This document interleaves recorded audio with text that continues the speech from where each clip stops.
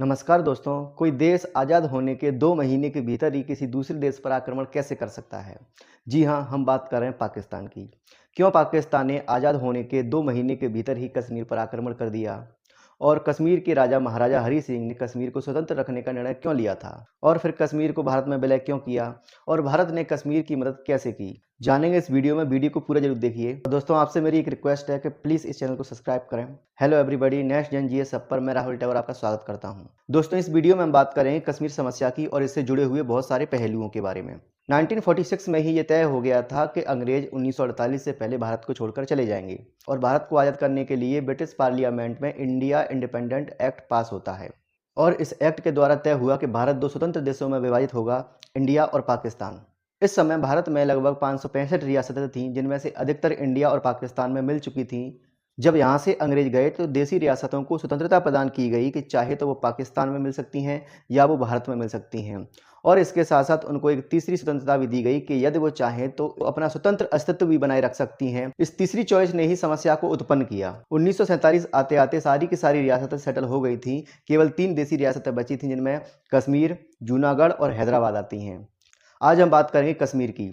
कश्मीर के राजा महाराजा हरि सिंह थे, जो डोगरा वंश से संबंधित थे। उनको पाकिस्तान और इसके साथ साथ भारत दोनों ने कहा कि आप चाहो तो हमें शामिल हो सकते हो, लेकिन कश्मीर के राजा ने अपने राज्य को स्वतंत्र रखने का निर्णय लिया।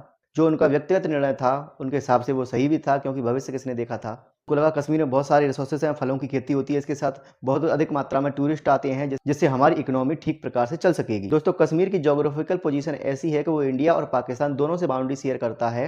अब चूंकि कश्मीर की 90% जनसंख्या मुस्लिम थी, तो पाकिस्तान को लगा कि कश्मीर पर अधिकार हमारा होना चाहिए। तो पाकिस्तान ने कश्मीर से लगी हुई अपनी लोकल कम्युनिटी, जिसको कबायली कहा जाता है, उनको बंदूकें पकड़ा दी और उनको कश्मीर पर आक्रमण करने के लिए भेज दिया। बाद में उसमें अपने सैनिकों को भी भारी मात्रा में मिला दिया और इस तरीके से पाकिस्तान ने कश्मीर पर आक्रमण कर दिया। इधर कश्मीर के महाराजा को पता ही नहीं था कि आक्रमण हो चुका है। कबायलियों के बेस में पाकिस्तानी सेनाएं श्रीनगर से केवल और केवल 25 मील दूर थीं। तब जाकर राजा को पता लगा कि आक्रमण हो चुका है। तो राजा ने पहले तो अपने रिसोर्सेज को तलाशा कि हम पाकिस्तान के आक्रमण का जवाब दे सकते हैं। जब यह पॉसिबल नहीं हो पाया, तो जब कश्मीर अपनी सहायता आक्रमण से नहीं कर पा रहा था, तो कश्मीर के महाराजा हरि सिंह 24 अक्टूबर को दिल्ली आते हैं भारत से सहायता मांगने के लिए। प्रारंभ में भारत सरकार सैनिक सहायता देने से मना कर देती है, क्योंकि भारत सरकार नहीं चाहती थी कि अभी अभी स्वतंत्र हुए देश आपस में लड़ें। तो फिर लॉर्ड माउंटबेटन, जो उस समय भारत के गवर्नर जनरल थे, उन्होंने उपाय सुझाया कि यदि कश्मीर भारत में विलय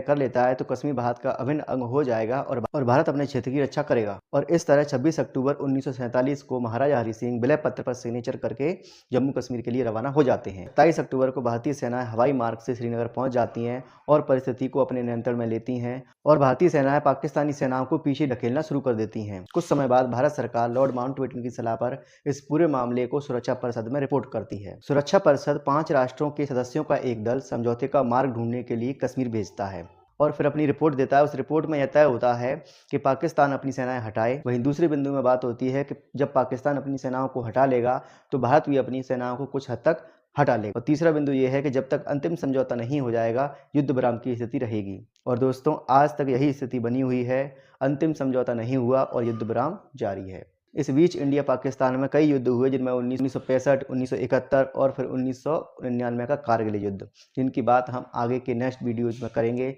तब तक के लिए आप इस चैनल को सब्सक्राइब करें, जिससे कि आपको अगली वीडियो का नोटिफिकेशन मिल जाए। धन्यवाद।